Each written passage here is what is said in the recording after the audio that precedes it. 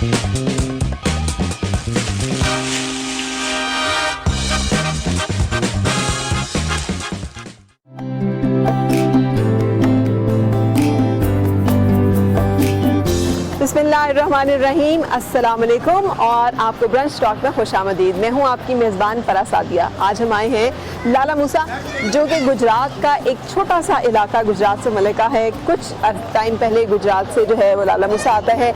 GT road पर वाक़ई शहर की मिठाई बड़ी मशहूर है। यहाँ का होटल मियाँ जी का होटल बड़ा मशहूर है, जहाँ लोग खाना खाने के लिए रुकते हैं। और यहाँ के कमर ज़मान कायरा साहब बड़े मशहूर हैं, जो कि गिलगित बल्तिस्तान के पहले गवर्नर रहे और उसके साथ साथ वफाकी वज़ीर रह चुके हैं इत्तलाआत व नशरियात के, और उसके अलावा गिलगित बल्तिस्तान और कश्मीर अमूर के। आजकल वो एडवाइज़र हैं प्राइम मिनिस्टर के on Gilgit Baltistan and Kashmir affairs. तो आइए चलते हैं और मिलते हैं जनाब कमर ज़मान कायरा साहब से।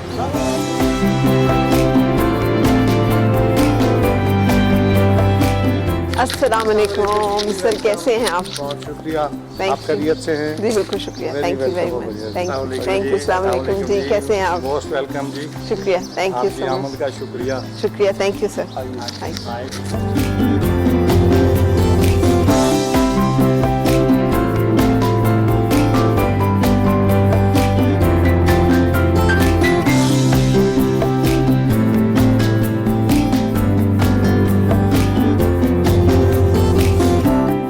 Thank you very much for your time sir.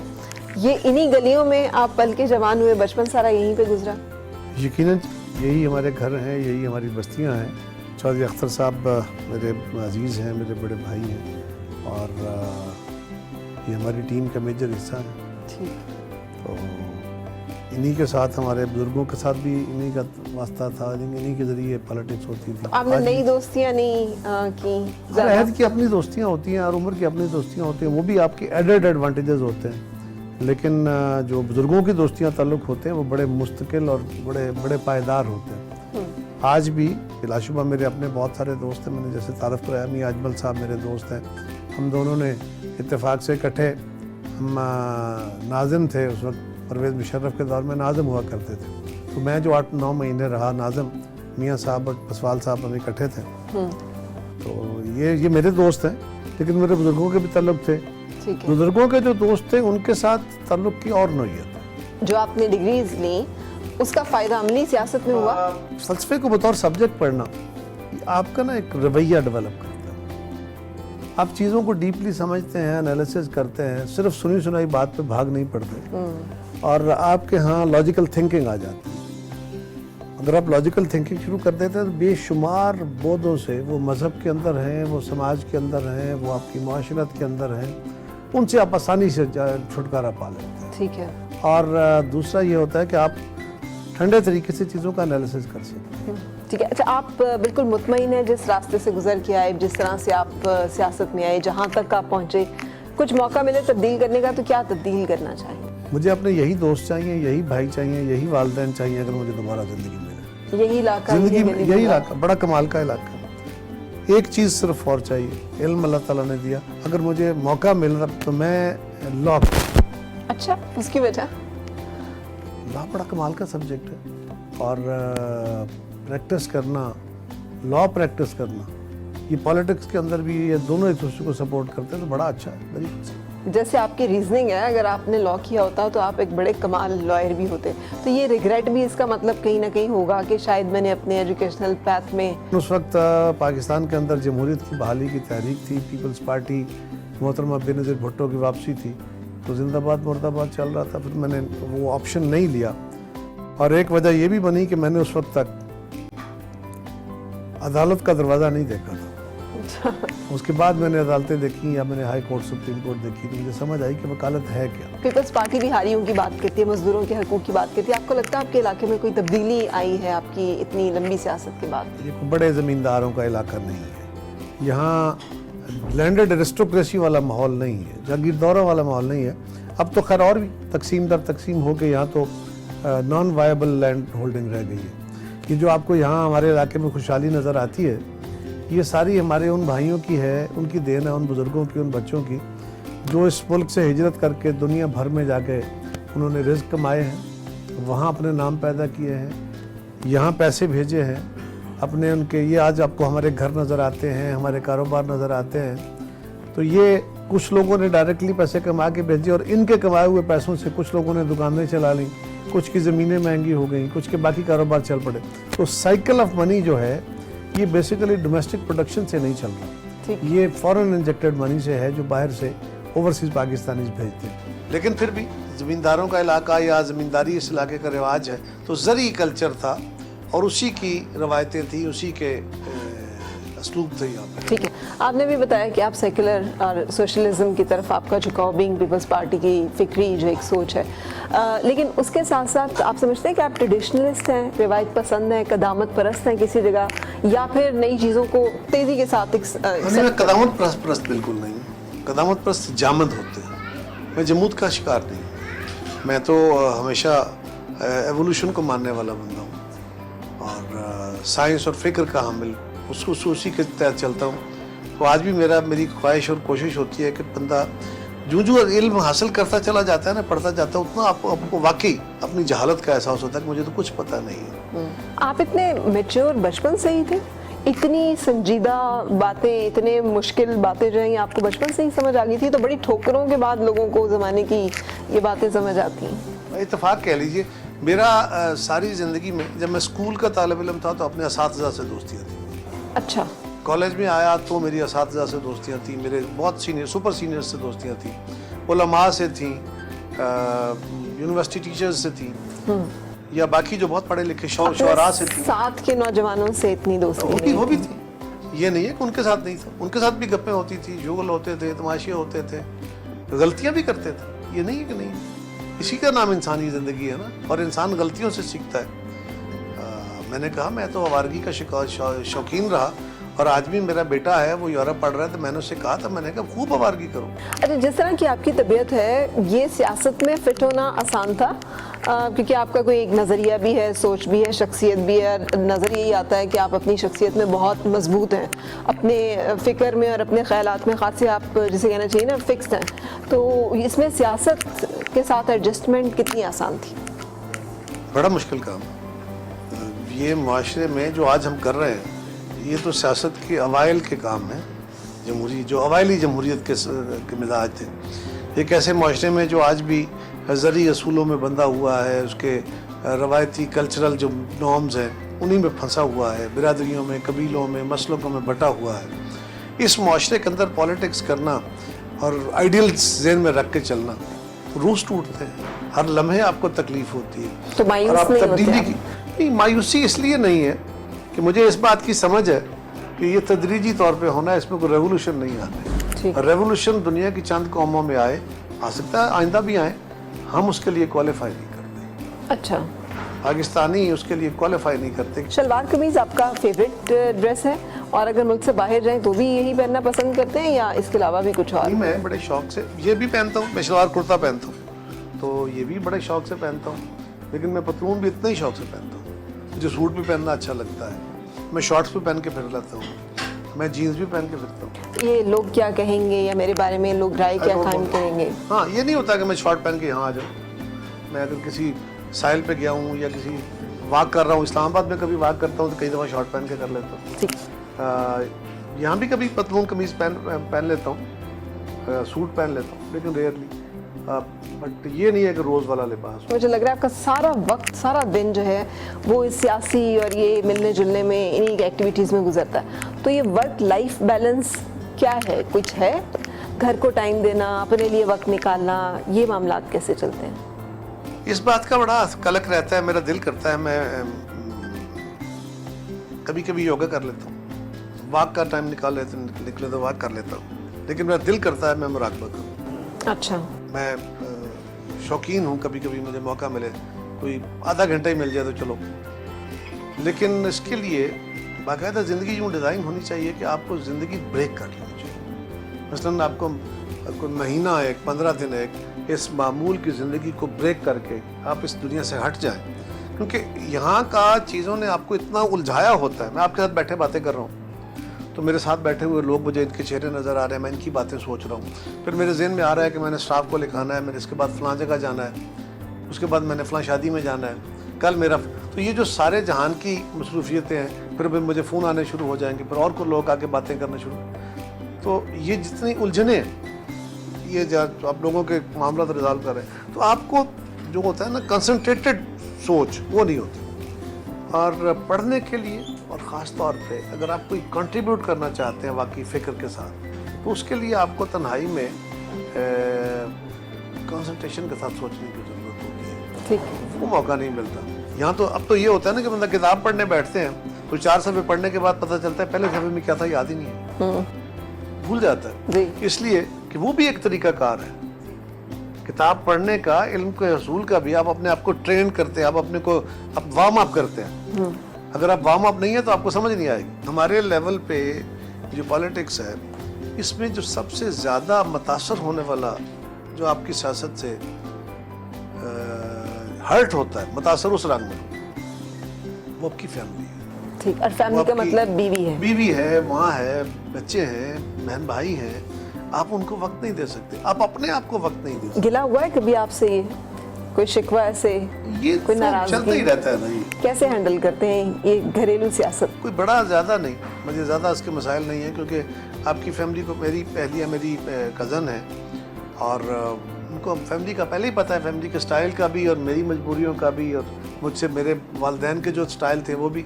ठीक। तो वो नेचुरली बच्चे भी इन चीज़ों को समझते हैं। लेकिन फिर ये भी होता है कि टोटली इग्नोर रहने के बाद अब ये प्रॉब्लम ज़रूर आते हैं, तो किसी वक्त गिले शिकवे चल जाते हैं। ये भी ज़िंदगी की अलामत होते हैं। ठीक है। अब मेरे 2 बच्चे हैं, तीसरा दुनिया में नहीं रहा, वो चला गया अल्लाह के पास। तो 2 हैं, एक बेटी है वो शादी हो गई, अमेरिका चली गई, और बेटा है वो आजकल तालीम के लिए इंग्लैंड गया हुआ है। आपने जिक्र किया तो उससे बहुत तकलीफ दे, एक बहुत तकलीफ जो कि आपने उठाई है, अल्लाह ताला आपके लिए इसके बहुत आसानियाँ करे। उसके लिए आसानियाँ करें, ऐसा दुख अल्लाह किसी को नहीं। आमीन। बिल्कुल। उनके औलाद का दुख बहुत बड़ा दुख होता है। तो मेरे बच्चे जो हैं वो भी बचपन से इस हद तक गिले का एक रंग होता है ना, बच्चे भी बाज़ औक़ात वो ट्रेंड हो जाते हैं। मेरी बेटी पढ़ती थी अभी स्कूल में, कॉलेज में पढ़ती थी, तो मैं उस वक्त गवर्नमेंट में था। एक दिन उसका फ़ोन आया मुझे। होता क्या था कि बच्चों को जब भी होना था, मैं बेटा वो मसरूफ़ था, मेरे हल्के के लोग आए थे, मेरे वोटर हैं बेटा, उनको टाइम देना था। जब भी उन बच्चों ने कहना कि हमें टाइम नहीं मिलता, तो एक दिन उसने मुझे फ़ोन किया, तो मैं रास्ते में था, घर आ रहा था। तो बेटी मेरी ने कहा कि पापा क्या प्रोग्राम है?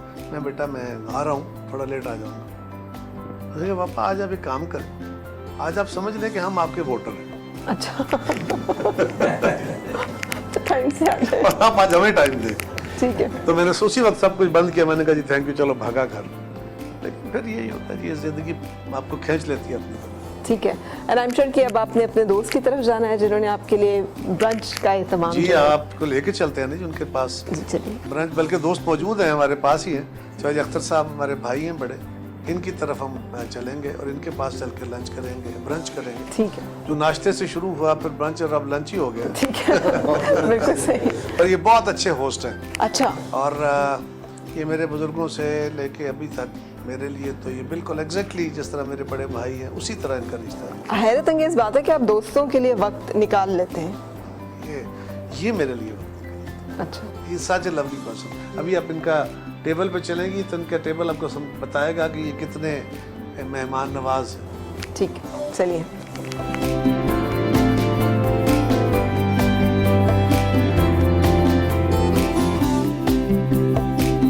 अच्छा, कायरा साहब के बारे में कोई ऐसी बात जो हमें ना मालूम है, या एक सियासतदान से हट के एक शख्सियत के तौर पे, एक दोस्त के तौर पे, आपको इनकी दोस्ती में सबसे अच्छी बात क्या लगती है? सबसे जो बड़ी खूबी है ना जी, वो तो ये है कि सादगी। कोई तकब्बर नहीं है, कोई गुरूर नहीं है। दोस्तों के साथ और अपने वर्कर्स के साथ, उनके साथ झंडे भी लगाए हैं, पोल्स पे चढ़ के बैनर्स भी बांधे हैं और उनके साथ नारे भी लगाए हैं, और जो कमिटमेंट करनी है उस पर पूरा उतरना है। हाँ। टेलीफोन जब भी आप करेंगे, आमतौर पे हम जैसा भी छोटा सा जो है वर्कर एक, वो भी टेलीफोन के लिए साथ वाले दोस्तों को पकड़ा देता है आप जब भी टेलीफोन करेंगे वो खुद रिसीव करेंगे अच्छा और खुद कॉल का जो है ना वो जवाब देंगे। अगर उस वक्त किसी मीटिंग में हैं, अगर उस वक्त बात नहीं कर सके, कॉल अटेंड नहीं कर सके, तो बाद में कॉल बैक आपको ज़रूर आएगी। मैं समझता हूँ ये बड़ी आजकल के दौर में जो है ना, इतने मसरूफ़ दौर में जी इतनी अटेंडेंस जो है जी ये बड़ी कमाल की चीज़ है। लिहाज किसी का रखना, किसी का भरम रखना वो बहुत तो बड़ी बहुत ज़्यादा। क्या खाना आप पसंद करते हैं? इनकी स्पेशल डिश जो है ना वो आलू गोश्त बड़ा पसंद है। आलू गोश्त बड़ा तंदूरी की रोटी हो, आलू गोश्त हो, वो बड़ा पसंद करते हैं। आलू गोश्त के बारे में तो ये अच्छा व्यू है कि हमारे मशरकी खानों में बेशुमार अक़साम के खाने हैं, लेकिन इसमें अगर कोई रेटिंग में देखें तो आलू गोश्त ताज़ा बना हुआ और ताज़ा तंदूर की रोटी, बिल्कुल उसका कोई जवाब नहीं। ये हमारी नेशनल डिश है एक तरह से। और टेबल पे मौजूद है अच्छा जी, आलू गोश्त भी, पाए भी हैं, वाह, हलीम भी है। ये बाजरे की ना ये मिसी रोटी है, ये देसी पिज़्ज़ा है जी, इसको ज़रूर ट्राई करें। तो कितनी ऐसे गेट टुगेदर्स दोस्तों की होती हैं? अल्हम्दुलिल्लाह ये होती रहती हैं सारा साल ही। सर तो रेगुलर करते हो? मैं लाहौर में भी रहायश है मेरी, तो वहाँ भी होती रहती हैं, गाँव में भी होती रहती ये हैं। दोस्तों को इकट्ठा मेरे करने छोटे के- भाई इंग्लैंड में हैं, वहाँ पे भी होती रहती हैं। एक मेरे बेटे बार्सिलोना स्पेन में होते हैं, वहाँ पे भी वो ऐसे ही करते रहते हैं। ये हमारे जीन्स में कोई चीज़ आ गई, अल्लाह तक का शुक्र है कि सब ने इसको जो है ना अडॉप्ट कर लिया। अरे सर, आपकी सियासी जानशीनी का क्या ख़ानदान में कोई आपने तयन किया, कोई उस पर मुशावरत हुई कि आगे आने वाली नस्ल में से कौन है जो कि फिर अब नहीं, बड़े खानदान का हिस्सा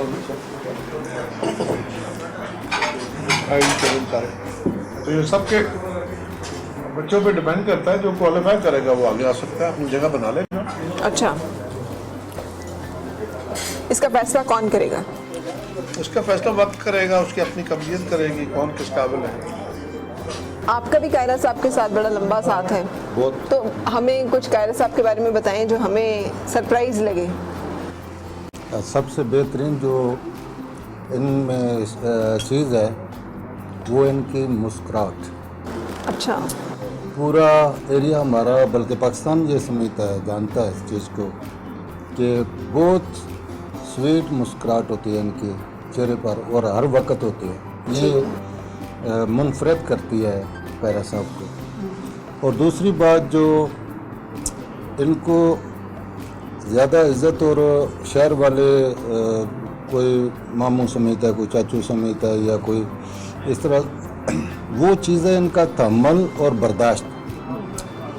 हमारे इलाके के जितने सियासतदान हैं उनमें सबसे ज़्यादा हाज़िर दिमागी के साथ बात करना, अच्छे अल्फाज के साथ बात करना, परफेक्ट बात करना और तहम्मुल के साथ बात करना, ये जो इनको पॉपुलर करती हैं चीज़ें, ठीक है, वो ये चीज़ें। बिल्कुल सर। आप भी दोस्त हैं? फैमिली टर्म्स हैं इनके साथ 2-3 जनरेशन बात करें तो हम तो इनके बारे में बायस नहीं होंगे, लेकिन आप किसी अपोनेंट से भी पूछेंगे तो वो भी ये तारीफ़ करे बगैर नहीं रहेगा कि जिस तरह ये हम्बल हैं, डाउन टू अर्थ हैं, बेशक इक़्तिदार में हैं या नहीं हैं, और बड़ा नेचुरल स्टाइल है और बड़ा खूबसूरत इंसान। अच्छा सर, मौका तो नहीं है लेकिन मुझे वो याद है जब आपको ये मतलब शॉकिंग न्यूज़ आप मतलब कैमरे के सामने थे और आपको बिल्कुल ऐसे ही थ्रो कर दी थी और आपके नर्व्स जिस तरह से आपने उसे हैंडल किया, सो इतने ही स्ट्रॉन्ग नर्व्स हैं कि आप चीज़ों को सह जाते हैं। इसको अल्लाह का इनाम ही हो सकता है जी, और क्या हो सकता है। इंसान में अपनी सलाहियतें ये नहीं होती। Most shocking news of the life अगर आपको मिले, एंड सो सडन, बिल्कुल सडन, यस, एक्सीडेंटल, तो बस अल्लाह ने हौसला दिया।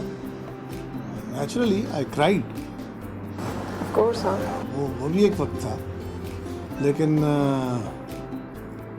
फिर मेरा ये ईमान है, मैंने अपने वाइफ को, अपनी वालदा को, अपने सब बहनों भाइयों को बिठा के, सब शौक में थे और बड़ी शदीद गम में, बेटा बड़ा लाडला था। मैंने सबको बिठा के कहा, मैंने कहा हमारा ईमान है कि अल्लाह ताला की तरफ से नेमतें इंसानों को मिलती हैं और औलाद बहुत बड़ी नेमत है, मिला शुरू। लेकिन कुछ नेमतें कुछ वक्त के लिए होती हैं, कुछ सदा के लिए होती हैं। ये समझ लो कि ये नेमत हमें अल्लाह ने इतनी मुद्दत के लिए दी थी। बिल्कुल। ये लाजम नहीं है कि हर नेमत सदा के लिए हो, ख्वाहिशें हमारी हो सकती हैं। उसने ये हमें बेटा दिया, हमने पाला पोसा जवान किया, उसको एंजॉय किया, उसके इतने ही दिन थे, अल्लाह ने इतने दिन के लिए दिया तो चला गया। ठीक है, तो डिप्रेशन, मायूसी, इन चीज़ों से आप वाकिफ़ नहीं हैं?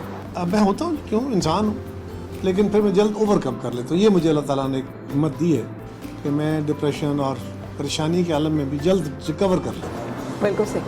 और इसमें मेरे फ़लसफ़े के तालिब इल्म होने का बहुत बड़ा बिल्कुल सही। फातिहा वो कर लेते हैं एक दफ़ा हम जब आपके बेटे के लिए। जी।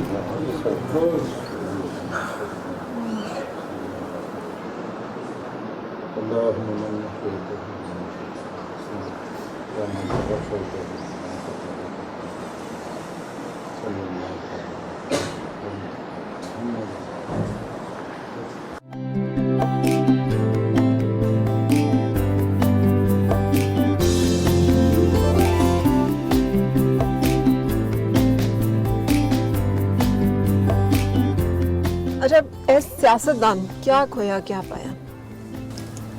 खोया कुछ नहीं, पाया सब कुछ।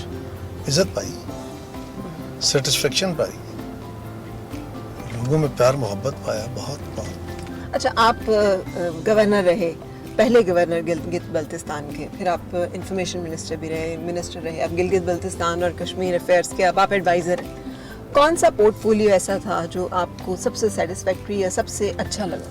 मुझे इत्तेफाक से पिछली गवर्नमेंट में 2008 में जब हम आए थे तो पहला जो पोर्टफोलियो मिला वो यही था, कश्मीर अफेयर्स का। उसके बाद फिर मुझे इंफॉर्मेशन का चार्ज दिया गया, फिर मैं आईटी का वजीर भी रहा, मैं पोर्ट्स एंड शिपिंग का वजीर भी रहा, इत्तेफाक से मैं गवर्नर भी रहा। लेकिन इंफॉर्मेशन का जो काम था ये ज़्यादा चैलेंजिंग था और मैं समझता हूँ अल्लाह का फजल रहा। आम तौर पे ये कहा जाता है कि वजीर इत्तलात जो कोई रहता है वो इज़्ज़त खो बैठता है। मुझे महसूस होता है कि अल्लाह ताला ने मुझ पे करम किया। आपको नहीं लगता कि जो एक तनकीद की जाती है कि पाकिस्तान पीपल्स पार्टी जैसी जमातें जो हैं मौरूसियत का शिकार हो गई हैं और फिर आप जैसे लोग जो हैं वो नहीं आ सकते वजारत उज़्मा तक, मतलब बहुत मुश्किल हो जाता है? लेकिन पीपल्स पार्टी के ऊपर ये इल्ज़ाम क्यों? हाँ, मौरूसियत है, बिल्कुल ठीक है, लेकिन ये कोई नौकरी तो नहीं है कि अगले जो आने वाली नस्ल है उसने अपनी मेहनत से आ जाना है। हालांकि ये बात दुरुस्त है कि डॉक्टरों के बच्चे डॉक्टर, फौजियों के बच्चे फौजी, जजों के बच्चे अक्सर वकील या जज बनते हैं, अक्सर हर वक्त नहीं होता। इसी तरह हर सियासतदान के बच्चे सियासतदान में नहीं होते और उनको वो लीडरशिप नहीं मिलती। लेकिन ये बात भी बहरहाल दुरुस्त है कि हम जिस समाज और माशरे में रहते हैं इसके अंदर ये चीज़ कॉमन है, नॉर्म है कि लोग औलाद को चीज़ें ट्रांसफ़र करते हैं। ये भी कोई छोटा मोटा काम नहीं है, ये बड़ा मुश्किल तरीन काम है। इस पे आप अपनी जान जोखिम में डालते हैं, अपनी लेयर्स, अपनी लग्जरीज, हर चीज़ सेक्रीफाइस करते हैं अगर आपने ऑनेस्टली काम करना है। मौसम बहुत खूबसूरत हो गया। आपका पसंदीदा मौसम कौन सा है? यकीनन वो कहते हैं ना जी कि दुनिया में हमारे लिए सबसे खूबसूरत मौसम कौन सा है? उसने कहा सावन भादो। उसने कहा सबसे बुरा मौसम कौन सा? उसने कहा सावन भादो। इसलिए कि सावन का मौसम हो और बरसात हो रही हो, हवा चल रही हो, तो इससे खूबसूरत मौसम नहीं है। इंसान मस्ती में होता है, उस मौसम को देख के उस पर कैफियत तारी हो जाती है। और अगर धूप निकली हो, हवा बंद हो, घुटन हो, सांस आ ना रही हो, तो इससे बुरा मौसम कोई नहीं होता। बिल्कुल। अच्छा, जब मौसम खुशगवार होता है या आपका मूड खुशगवार होता है तो क्या एक्टिविटी होती है? कैसे आप वक्त को एंजॉय करते हैं? वो जिसे एंजॉयमेंट कहते हैं। 2-3 चीज़ें करता हूँ जी। मैं म्यूज़िक सुनता हूँ। अच्छा, किस किस्म का दोस्तों के साथ म्यूज़िक, मेरी उम्र के लोगों का जो म्यूज़िक है, अब हम पॉप तो कम ही सुनते हैं, लेकिन मैं फोक सुनता हूँ, क्लासिकल सुनता हूँ, नीम क्लासिकल में गज़लें सुनता हूँ और इंस्ट्रूमेंटल सुनता हूँ। मुझे बांसी बड़ी पसंद है, मुझे सैक्सोफोन बहुत, जैज़ म्यूजिक पसंद है? सिर्फ सैक्सोफोन। अच्छा अच्छा। आप मानते हैं इस बात को कि मोहब्बत इंसान को एक से ज़्यादा बार होती है, या आप इस नज़रिए के कायल हैं कि एक ही मोहब्बत होती है और उसी के साथ आपको? ये अपने अपने तजर्बात है जी, इसके ऊपर कोई फिक्स फार्मूला नहीं लग सकता। मैंने ज़िंदगी में उस तरह इजहारिया मोहब्बत की ही नहीं है। ये इसका दुख नहीं है आपको, कोई कसर? है, इसकी? बिल्कुल है। अच्छा। हाँ, लेकिन एक ये भी था ना, मैंने बताया आपको पहले भी कि मुझे हमेशा ये रहा कि यार ये जिस माशरे में मैं रहता हूँ, मुझे यकीनन मतलब ये मैं अपनी चॉइसेस का नहीं बता सकता, मुझे कोई अच्छा लगा, लेकिन फिर ये सोच के चुप रहा कि अगर मैंने इजहार कर दिया और ये बात एक्सपोज हो गई तो ये माशरा हमारा उस बेचारी का जीना अजाब कर देगा और उसके ख़ानदान का जीना अजाब कर देगा। ये बड़ा जालिम माशरा है, लिहाजा मैं हमेशा इस में रहा कि नहीं, जिम्मेदार रहे आप। मुझे अपना अच्छा, आप शुरू से जिम्मेदार रहे कि आप रिस्पॉन्सिबिलिटी का एहसास करते हैं कि, या शऊर, एक शऊरी एहसास है आपके अंदर? अच्छा, ये बात जब से मुझे याद पड़ता है, अपनी मेमोरी को मैं रिकॉल कर पाता हूँ, तो मुझे लगता है यूं ही है कि मैंने अपने स्कूल लाइफ से भी मुझे ये जो सोशल प्रेशर है ना दुनिया का, ये बड़ा रहा मेरे ऊपर। उससे का इज़हार चुप रह के करना पसंद करते हैं या फिर ज़रा आप चीख चिल्ला के ज़ोर शोर से? अक्सर तो जी मेरा मेजॉरिटी में जो मेरा गुस्सा होता है ना शदीद, उसमें खामोशी होती है, और जो छोटा मोटा होता है उसमें वक्ती तौर पे छोटा मोटा आवाज़ ऊंची कर दी और फिर एहसास हुआ कि नहीं। मैं कई दफ़ा अपने मुलाजमों के, अपने एसोसिएट्स के साथ थोड़ा बहुत ऊंचा बोल जाता हूँ, फिर मैं इस बात का इदराक करता हूँ, समझ आती है कि उन्होंने गलत किया, तो फिर मैं उनको बुला लेता हूँ, मिल लेता हूँ, गले लगा लिया और यार बेवकूफ़ ऐसा ना क्या कर। लेकिन जहाँ मुझे ज़्यादा गुस्सा आता है तो फिर मैं उस गुस्से का इजहार खामोशी के सूरत में करता हूँ। ठीक। अच्छा, जब आपकी शादी का डिसीजन का वक्त आया तो उसमें आपने अपनी राय दी थी या वहाँ पर आपने खामोशी के साथ जो आपके लिए फैसला किया गया उसे कबूल किया? मुझसे मेरे वालिदैन ने, मुझसे पूछा गया था जब मेरी शादी होने लगी कि do you have any choice, मैंने कहा no, this is your choice. और उन्होंने जो मेरे लिए रिश्ता देखा, मेरी वाइफ मेरी कज़न है, तो हमको एक दूसरे के लिए अजनबी तो थे ही नहीं। तो जब मुझे पता चला कि मेरी फ़लाँ कज़न के साथ मेरी बात चल रही है, तो मुझे वैसे ही पसंद थी, अच्छा। अच्छी लगती थी, अच्छी थी बड़ी, तो मुझे खुशी हुई कि मेरा रिश्ता अच्छा मेरी चॉइस के मुताबिक हो गया। बेगम ने कभी इस चीज़ को मेंशन किया हो कि आपको कोई और पसंद था, या शायद आपका जहन कहीं और था, या उनको भी इस चीज़ का अंदाज़ा ही नहीं? नहीं, मेरा ख्याल है कोई उसको सीरियस तो इशू नहीं रहा, लेकिन अब इसको ख़वातीन पे तनकीद ना समझिए। हमारी माशरे की इनसिक्योर ख़वातीन ये बहरहाल सोचती रहती है ना कि कुछ ना कुछ तो होगा ना, कोई कभी ना कभी तो कुछ होगा, तो ये होता नहीं है। आपने भी इस पूरे प्रोग्राम के अंदर मुझसे बार बार ये कुरेद के पूछा कि इतना सादा तो नहीं है। कभी कभी शुगल में हम मियां बीवी दोनों आपस में बातें करते हैं। ये तोहफे तोहफ़ देना, एक दूसरे का दिल बढ़ाना, वक्त गुजारना, बाहर लेके जाना, शॉपिंग कराना, ये एक नॉर्मल जो एक्टिविटीज़ होती हैं ये हस्बैंड की, ये आपकी होती हैं? मेरी बहुत कम है जी, ये अनफॉर्चुनेट है, मैं अनफेयर हूँ इस मामले में विद माई वाइफ, कि मैं गिफ्ट तो चले कभी कभार मैं बाहर जाऊँ तो ले आऊँगा यहाँ पे, लेकिन मुख्तलिफ इवेंट्स पे जिस तरह होना होता है कि बर्थडे आ गई और कोई इवेंट आया तो मियाँ बीवी, ये बड़ा अच्छा काम है, अच्छी आदत है, ये होनी चाहिए। दोस्तों में भी गिफ्ट देने चाहिए, बच्चों को भी देने चाहिए, बड़ों को भी। तो मुझ में ये खामी है, मैं इस खामी को भी अभी तक काबू नहीं कर सका, कम देता हूँ गिफ्ट, लेकिन मुझे खुद लेना अच्छा दोस्त लगता है? बहुत गिफ्ट देते हैं। अच्छा। मैं तो बताता हूँ ना, मेरे कपड़े, जूते, परफ्यूम्स, मेरी ज़िंदगी की बेशुमार चीज़ें जो हैं वो मैंने कभी नहीं खरीदी। अच्छा, तो आपको गिफ्ट लेना अच्छा लगता है? अच्छा तो लगता है देना भी, लेकिन ये पता नहीं मैं इग्नोरेंट सा हूँ इस मामले में। ठीक है। लास्ट एक बात पूछते हुए कि आपके ख्याल में हम पहुंचने ही वाले हैं फिर आपके वो जिस हम जा रहे हैं इस वक्त आपके डेरे पे, कि आपके ख्याल में जो मौजूदा पॉलिटिकल सूरत हाल है किस तरफ जा रही है और आपके ख्याल में इसका क्या नतीजा? अच्छी तरफ नहीं जा रही, अच्छी तरफ नहीं जा रही, चीज़ें एक तसादम की तरफ जा रही हैं। एक फ़ैसला अदालत के अंदर है, अगर वो फ़ैसला जिस तरफ भी किया उस फैसले के रिपरकशंस होंगे, जिस भी फरीक के हक़ में उसका रिजल्ट ना आया वो दूसरा उस पर एहतजाज करेगा। पाकिस्तान को इस वक्त इन चैलेंजेस से निकालने के लिए सियासी जमातों को बसीरत के साथ आगे बढ़ने की ज़रूरत है। अपने ख्वाहिशों, अपने सियासी ज़रूरतों को पसे पुश्त रखते हुए हमें एक तरह की, ये नहीं होता कि आप किसी के साथ अगर आपस में कोऑपरेशन करते हैं तो आप उसके साथ मिल जाते हैं। नो, अपनी अपनी जगह, अपनी अपनी पोजीशनें, अपने अपने मंशूर के साथ रहते हुए कॉमनैलिटीज़ के ऊपर इकट्ठे होने की ज़रूरत है, इकट्ठे फैसले करने की ज़रूरत है। मुझे अच्छा नहीं लगा, मेरी पल्स अच्छी नहीं है। ठीक है, मेरा ख्याल है हम पहुंच गए हैं आपके डेरे पे और बहुत सारे लोग नज़र आ रहे हैं जो कि आपके मुंतज़र हैं, तो मेरा ख्याल इनसे मुलाकात करते हैं।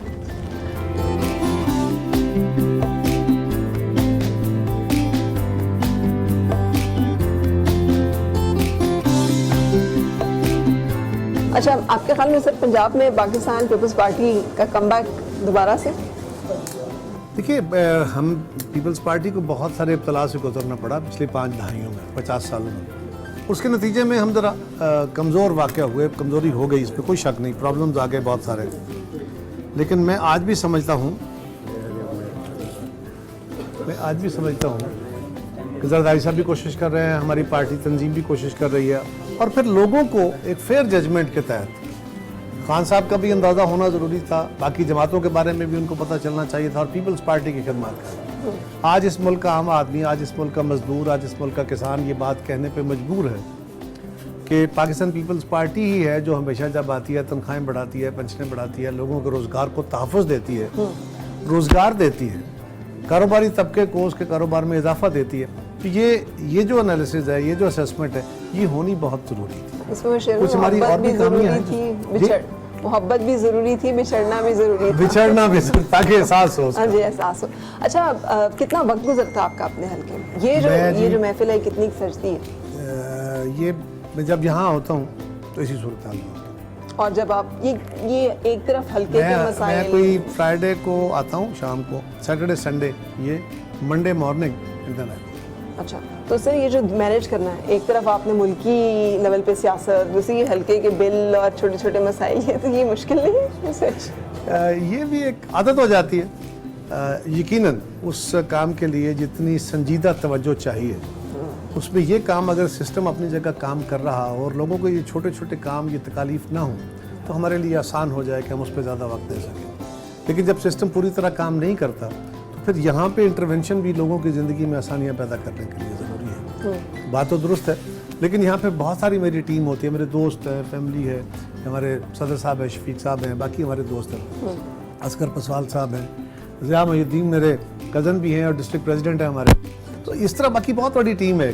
तो सब लोग मेरे बाद भी काम कर रहे हैं, मेरे भाई हैं, छोटे हैं, बड़े हैं, ठीक है, सब यहाँ बैठे होते हैं। आपके हाल में आप इजाज़त दें तो मैं पूछ लूँ आपके कज़न से और आपके पूछिए कि आपके हाल में कायरा साहब में ऐसी क्या बात है कि पूरी ख़ानदान की सियासत में ये उभर के सामने है? देखिए, ये तो हमारे जो बड़े हैं, फैमिली है जी, उन्होंने इकट्ठे बैठ के और सारे ख़ानदान ने फ़ैसला किया, बिकॉज़ जब हमारे बुज़ुर्ग हाजी असगर कायरा साहब फोत हुए तो उसके बाद फर्स्ट टाइम इन्होंने इलेक्शंस लड़ने थे। तो पहले यूनियन काउंसिल लेवल पे लड़े, ये फिर डिस्ट्रिक्ट काउंसिल में आए, फिर उसके बाद जब आया सेंट्रल इलेक्शन आया, जनरल इलेक्शन, तो पूरी फैमिली का यूनानिमस डिसीजन था कि कायरा साहब लड़ेंगे, बिकॉज ही हैज़ एबिलिटीज़। तो वो एबिलिटीज़ इनमें थी, बाकियों से ज़्यादा बेहतर एबिलिटीज़ थी। ये हाजी साहब के साथ बहुत क्लोज अटैच थे, हमारे जो मामू थे और इनके चचा, तो उस वजह से फिर वो। सर, आपके हाल में वो कौन सी एबिलिटीज़ है कि अब ख़ानदान में चचा भी, वालिद भी, अब आपने बहुत सी जगह जिक्र किया, आपके बड़े भाई, छोटे भाई दोनों ज़्यादा अहल उम्मीदवार थे सियासत की आपकी निस्बत, तो फिर आपके। तो मैंने अक्सर जी अपने इंटरव्यूज़ में ये बात कही है, यही वो कमरा था जहाँ बैठ के ये फैसला हुआ था। शफीक अमजद साहब हमारे सिटी प्रेसिडेंट हैं, और मैं और शफीक, इनके वालिद और मेरे वालिद दोस्त थे और पार्टी के फाउंडर मेंबर्स थे। शफीक और मैं बचपन के दोस्त हैं, और हम इकट्ठे इस शहर की दीवार, और बहुत सारे दोस्त, शकील साहब खड़े हैं, इब्राहिम साहब हैं, नदीम साहब, बेशुमार दोस्त हैं आपके साथ बैठे हैं हमारे। तो ये एक बहुत बड़ी टीम हुआ करती थी। ठीक है, आज तो हम ठेकेदारों के जरिए काम कराते हैं ना। तो इस शहर की दीवारों पे खुद लई बना के पोस्टर लगाने, झंडे लगाने, बैनर लगाने, और हम सबसे आगे आगे होते थे। ये नहीं है कि हम कोई एलीट की तरह। तो मेरा लकीली ऐसे चांस बन गया मेरा कोई अमली सियासत की तरफ आने का रुझान था नहीं। जब लोकल बॉडीज़ के इलेक्शन हुए तो मेरे छोटे भाई नदीम असगर वो नाज़म मुंतखब हुए, फिर तहसील नाज़म हो गए। तो बुज़ुर्गों के बाद ये एक पहला हमारा मौका था। ये जो इलाकाई सियासत होती है धड़ेबंदियों की, इसमें इलेक्शन जीत जाना, बुज़ुर्गों का चला जाना, ये बड़ा मैटर करता है। इलेक्शन हार जाना, लोगों का ख्याल था कि अब ये बड़े कमज़ोर हो गए। तो नदीम असगर जब तहसील नाज़म बन गए तो उनकी सीट खाली हो गई। तो हमारी जो अबाई जिसको कहते हैं यूनियन काउंसिल, ये भी होता है कि ये बंदा अपने घर से नहीं जीत सकता तो है क्या। हालांकि ये कोई अतबी फैसला नहीं होता, घर वाले अक्सर उसको कम मानते हैं। मैं इसी कमरे में बैठे थे, मैं एक बार चाय वाय का इंतज़ाम कर रहा था, शफीक साहब भी थे, असगर पुसवाल साहब और मैं, हम दोनों ये एडवोकेट हैं, ये भी हमारे हल्के के भी हैं, दोस्त भी हैं, और हमारे तहसील प्रेसिडेंट हैं। मैं रज़ाक साहब बैठे हैं, हमारे सरपरस्त हैं, ये हमारे यूथ के सदर हुआ करते थे और बड़े जैले सदर हुआ करते थे। अच्छा, तो असगर पुसवाल साहब और मैं डिस्ट्रिक्ट काउंसिल में इकट्ठे रहे। ठीक। तो नदीम साहब की जगह यूनियन काउंसिल का इलेक्शन का फैसला था। वो आज इत्तेफाक से भी पहुंचे नहीं हैं। शेख खालिद साहब, शेख अब्दुल कलील साहब मरहूम फौत हो गए हैं, हमारे बुजुर्गों के दोस्त थे, बड़े चचा की तरह थे, वो बड़े कमाल के बंदे थे। तो मेरा ख्याल था कि उनके बेटे को इलेक्शन लड़वाया जाए। तो उन्होंने यहाँ बैठे हुए सारे शहर की मीटिंग थी, फैसला करना था। तो उन्होंने अल्टीमेटली मेरे बड़े भाई का नाम लेकर उसने कहा ठहर जाओ। शेख साहब कहते हैं ठहर जाओ, मेरा फैसला है कि हमारे मुखालिफ चौधरी साहबान से हमारी मुखालफत है। तो हमारे मुखालिफ जो हैं, दिस इज़ 2002, उनकी ज़रा मुशर्रफ गवर्नमेंट के साथ बात बन गई है। हमारे लिए बड़ा मुश्किल होगा ये इलेक्शन आपके घर से लड़े और कमर लड़े। तो मैंने शोर किया, मैंने कहा जी मैंने इलेक्शन नहीं लड़ना, मेरे बड़े भाई ताहिर जमान साहब हैं और छोटा नदीम, ये दोनों फैसला है, यही इलेक्शन लड़े। ठीक। तो उन्होंने बाकियों ने भी कहा कि नहीं इसको रहने दें। तो उन्होंने बड़े ना, वो एक गुलाबी रंग का परना होता था उनके यहाँ, उन्होंने यूँ पकड़ के उन्होंने कहा बैठो तुम चुप करो। तो उन्हें नहीं पता इलेक्शन में लड़ना है तो कारोबार कर दे रहा हूँ, यहाँ फैसला हो गया, मैंने इलेक्शन लड़ लिया। वो बड़ा मुश्किल इलेक्शन था लेकिन बड़ी लीड से जीत गए सारे शहर में। जो मैं बहुत खुशकिस्मत आदमी हूँ, मुझे मेरे शहर के लोग, मेरी माएँ बहनें, मेरे भाई बुजुर्ग इतना प्यार करते हैं। वो मुझसे नाराज़ होकर फर्ज कर उन्होंने वोट नहीं दिए तो उनके प्यार में कमी नहीं आ गई। मैं आज भी बाज़ार में जहाँ जाता हूँ, जिस गली मोहल्ले में जाता हूँ, वहाँ की औरतें भी मुझे प्यार करती हैं, वहाँ के मर्द भी मुझे प्यार करते हैं। ठीक है, नाराज़गी क्यों? देखिए, नाराज़गी की तो तवक्कुआत होती है ना। मेरे शहर की मुझसे तवक्को थी कि तुम वजीर बन गए हो तो हर बंदे को रोज़गार मिले, हर नौजवान की तो ये ख्वाहिश है। अब अगर कुछ को रोज़गार मिला तो काफ़ी सारे नाराज़ हो गए। इसी तरह हर महल्ले की ये ख्वाहिश थी कि हमारे महल्ले में टफ टाइल्स लगें और बेहतर निज़ाम हो जाए, और हर गाँव की। अब हर जगह तो नहीं हो सकता था, तो जिस इलाके में हुआ वो कुछ राज़ी हुए, कुछ नहीं हुए। दूसरा, कुछ मुल्की हालात भी थे। ठीक है। उस वक्त भी लोड शेडिंग का बहुत जोर था, बड़े हालात बड़े ख़राब थे, तो मल्टीपल फैक्टर्स थे, लेकिन लोगों का प्यार मोहब्बत अपनी जगह कायम रहा। आप बचपन के साथी हैं कायरा साहब के, तो कैसे थे बचपन में? सुना है बड़े शरारती थे, पढ़ने वढ़ने की तरफ इतना ध्यान नहीं था, ताश वाश ज़्यादा खेलते थे। एक्टिविटीज तो सारी करते थे लेकिन मुस्बत, अच्छा, नेगेटिव नहीं। ठीक है, ठीक है, शरारती थे। वो तो सारे लड़के होते हैं बचपन में, ठीक है। लेकिन पार्टी का काम, अपने बुजुर्गों से मोहब्बत, एहतराम, छोटों से शफकत, ठीक है, एक सिलसिला था। आज ये शहर की यूनिटी है। ठीक। बड़ी माएँ अपना बेटा मानती हैं, छोटे बच्चे अपना मामू मानते हैं। ऐसा तो लग है मुझे शहर के बहुत सारे बच्चे जब मैं जाता हूँ तो वो मामू करके बुलाते हैं, कोई चचा करके बुलाता है, और मेरे नारे लगाते हैं मामू का मामू। अच्छा, मुझे अच्छा लगता है। ठीक है। फिर ये रोड मास्टर हैं, कोई ऊपर से नहीं आए, नीचे से ऊपर गए। तब्दीलियाँ क्या आई आपके हाल में वक्त के साथ कायरा साहब? वक्त के साथ जब ये हमारे में बैठे हैं दोस्तों में, भाइयों वाला वही तरीकाकार है। हल्के में जाते हैं, हल्के के मसाइल सुनते हैं, थकते नहीं, किसी को इग्नोर नहीं करते। जब किसी फार्म में बैठते हैं, हर चैनल पे हाजिर दिमागी से सवाल करते हैं, हम अप्रिशिएट करते हैं। ठीक है। हमें खुशी होती है, फख्र होता है। अच्छा, आप तो लॉयर हैं तो आपका बड़ा साथ रहता होगा, क्योंकि बहुत सारी कानूनी पेचीदगियाँ जो उनका सामना होता है। आपके हाल में कायरा साहब में ये जो पॉलिटिकल विजडम है, जैसे उन्होंने जिक्र किया अभी कि हल्के की सियासत में आए तो वहाँ पर भी फिट, तो अगर मुल्की लेवल पे बात करें तो एज मिनिस्टर भी is always been a very strong opinionated person. तो आपके ख्याल में ये सारी चीज़ें जो हैं, ये शुरू से आपने उनके अंदर देखी है, इवॉल्व किया है? मेरा पहला तो इनका यूनिवर्सिटी से टाइम, इनसे मेरी दोस्ती है। ठीक है। जहाँ यूनिवर्सिटी में ये भी पढ़ते थे, हम भी पढ़ते, हम हमसे सीनियर थे ये। तो उसके बाद जब आए हैं हमने भी पॉलिटिक्स शुरू की, और ये भी, इनका फैमिली भी सारी पॉलिटिक्स में थी और सारे हिस्सा लेते थे इलेक्शन में। तो पहले तो ये 8-10 साल इन्होंने नहीं पार्टिसिपेट किया पॉलिटिक्स में। ठीक है। तो बाद में जब हमें 2001 में मैंने भी नाज़िम का इलेक्शन लड़ा, मैं भी बन गया। अभी अजमल साहब एडवोकेट हमारे दोस्त बैठे हुए हैं, वो भी बन गए। तो ये ज़िमनी इलेक्शन में आए बाद में, तो हमारा उधर इकट्ठा ये जो जदोजहद थी। बाद में आ रहे थे ये, तो आपको अंदाजा था इतना आगे? हाँ, नहीं निकल जाएंगे? बिल्कुल हमें अंदाजा था। अल्लाह ताला ने हमें खूबियाँ इतनी डाली हुई हैं, इतने लायक आदमी हैं। तो जब हम ज़िली असम्बली में थे, अपोजिशन में थे, उस वक्त परवेज़ लाई वज़ीर आला भी बन चुका था।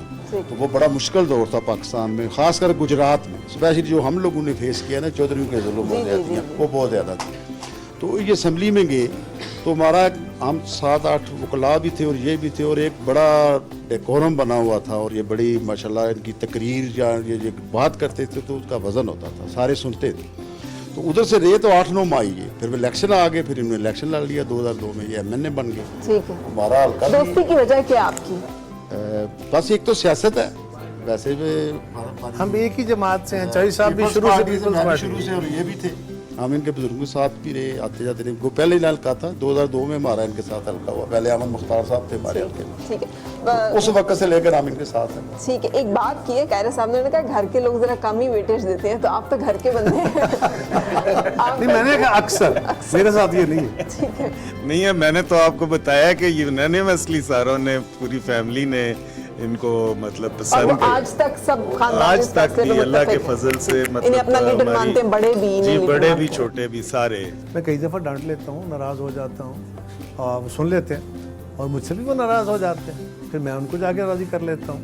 लेकिन मेरे से नाराज़ होने के बावजूद कोई बंदा मुझसे परे जाके मेरा गिला नहीं है। अच्छा। ये मेरी गुड लक है। नहीं, इसका मतलब आपके अंदर लोगों के साथ सोशल इंटेलिजेंस आप में है। गुस्सा हालांकि आप करते हैं, गुस्सा करते हैं। ये कैसे हो सकता है कि बंदा लिविंग बीइंग हो और बंदे को गलतियों पे उसका रिएक्शन ना हो, लेकिन वो कंट्रोल होना चाहिए। ठीक है। अच्छा, आपके साथ नईम ने भी बड़ा वक्त गुजारा हुआ है आपके साथ पीएस के तौर पे। जब पहला हमारा इंटरव्यू था 2008-9 में, तब ये आपके साथ आए थे। तो आपको कितनी डांट पड़ती है वैसे, जिसमें मैंने गुस्से का जिक्र किया? गुस्से के कायर सब बहुत तेज है। गुस्से के तो तेज़ हैं, लेकिन सबसे पहले तो इनके जो प्लस पॉइंट है, ये अच्छी बात है, इन्हें ताल्लुक़ को लेके चलना आता है, रिश्तों को लेके चलना आता है। तो गुस्से की जो वजह है जो मैंने इतने अरसे में देखी है, वो असल में रात को लेट सोते हैं और सुबह के 2-3 घंटे इनके साथ गुजारना बड़ा मुश्किल होता है। हाँ जी, काम बहुत ज़्यादा, नींद का भी ज़रा। मुझे लगता है परफेक्शनिस्ट है, मुझे लगता है ये चाहते हैं बस काम ऐसा होना चाहिए जैसे मैंने सोचा और मैंने कहा। ये नईम ने बड़ी मेरी सही निशानदेही की है। ये बड़ा सही लड़का है। इसके साथ एक और लड़का होता है, अजीज़ुल्लाह, मेरे साथ होता है। इन दोनों को बेचारों को सुबह मुझसे किसी न किसी इशू पे डांट पड़ती है। ये अब समझदार हो गए हैं बड़े, कि ये इनकी कोशिश होती है कि मुझे जो रूटीन के मेरे इश्यूज़ हैं उसमें कोई ऐसा मसला ना हो अर्ली आवर्स में। 2-3 घंटे सुबह के एक दूसरे की ड्यूटी लगाते रहते होंगे, ये तुमने कर। लेकिन ये बड़े अच्छे बच्चे हैं। टीम होती है ना पूरी। जी, बिल्कुल। मतलब मैं ऑफिस का काम करता हूँ तो ये मेरी टीम है। इसी तरह जब मैं पॉलिटिकल काम करने निकलता हूँ तो ये पूरी मेरी टीम है। रात को नींद क्यों नहीं आती सर? बोलते हैं ना कि रात को नींद तो बहुत कम। आवारगी एक मिजाज का हिस्सा है। कॉलेज में, यूनिवर्सिटी में बड़ा वो कमाल का दौर था। उस वक्त इल्मी फिक्री बहसें होती थी, तहरीक चली हुई थी, लेफ़्ट राइट की बहसें होती थी। तो हमारे शहर में मेन बाज़ार के ज़रा पहले मियाँ जी एक बड़ा मशहूर रेस्टोरेंट है, उनका वहाँ एक पुराना ढाबा होता था। उसके बाहर शाम को हमारी महफिल चलती थी। अच्छा। तो उस महफिल में बहुत सारे दोस्त, शहर के कुछ दानिश्वर, कोई बैंक के मुलाजमीन, कोई टीचर्स, वो आके बैठते और मुख्तलिफ ख्याल थे, और वहाँ बड़े मुबाहिसे होते। तो हमने बहुत सीखा वहाँ से, वहाँ देर तक बैठे रहना।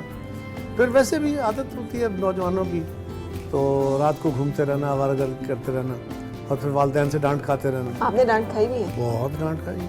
अच्छा, मार तक भी नौबत आई कभी? बहुत दफ़ा। अच्छा, तो खुशी खुशी हमारे वालिदैन जो थे ना, वो लाड नहीं, वो मार नहीं, प्यार वाले नहीं थे, वो मार वाले भी थे। हमारे उस्ताद भी मार वाले थे। अच्छा, लेकिन आप मुअद्दब रहे हमेशा, आपने बगावत नहीं की इस उसमें।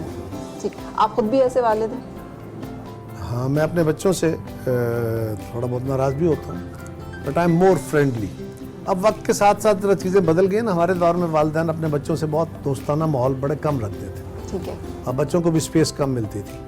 हमारे दौर में अब ज़्यादा हो गया है, लोगों की अवेयरनेस लेवल बेहतर हो गया, तो अब बच्चे आपसे गप लगाते हैं। अच्छा, चिढ़ते किस बात से हैं? जैसे इतने लोग आपसे बात कर रहे थे, मैंने देखा आप बड़ी पेशेंटली सुन भी रहे हैं, सबकी बात समझ भी रहे हैं, लेकिन मुझे चिढ़ आती है आपको, वो किस बात पे आती है?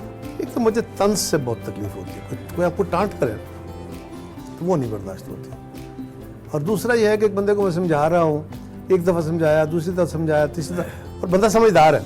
एक तो ना सादा मिजाज आदमी है, नहीं समझ रहा, मैं उसको समझा रहा हूँ तो कोशिश करता रहता हूँ, मैं समझाता रहा हूँ। फिर ये मेरे साथी जो होते हैं ना, ये या नईम है, इनको समझ आ जाती है कि अब इसका टॉलरेंस पर नहीं, अब टॉलरेंस लेवल जो ख़राब होगा तो इसे कहेंगे अच्छा इधर आ जाओ तुम। तो कई दफ़ा ये होता है कि कुछ दोस्त ऐसे एक ऐसे साहब जो समझते हैं वो गलत काम कर रहे हैं, गलत तनकीद कर रहे हैं, तो उस पर बहरहाल कभी कभी तलखी इंसान है, हो जाती है। ठीक। अच्छा, तो जरदारी साहब ने भी कहा है सर कि अब मैं पंजाब में मतलब हर जगह जरदारी हाउस होगा, इसका क्या मतलब है? पहली बात तो ये है कि ये भुट्टो हाउस है, हाँ, तो ये उन्हीं के घर हैं, ये पार्टी के हैं ना। हम कहते हैं पार्टी एक ख़ानदान है, तो पार्टी के ख़ानदान का हर घर हम सब का घर है।